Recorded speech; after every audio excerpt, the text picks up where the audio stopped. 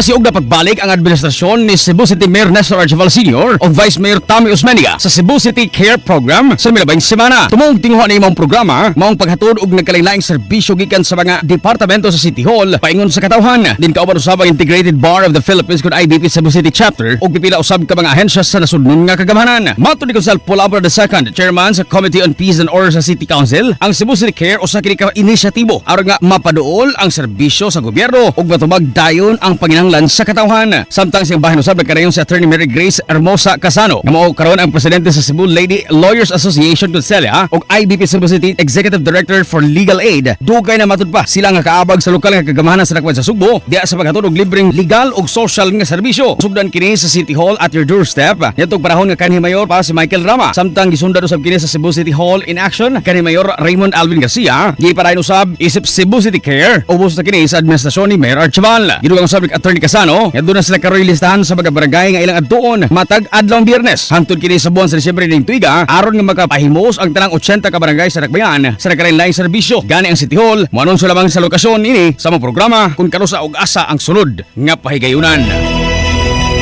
Report gikan sa Cebu City Hall kini sa Iron Clean Lantago sa 93.9 IFM. Di kabugan sa paghatod sa nagunang balita tatak IFM Balita.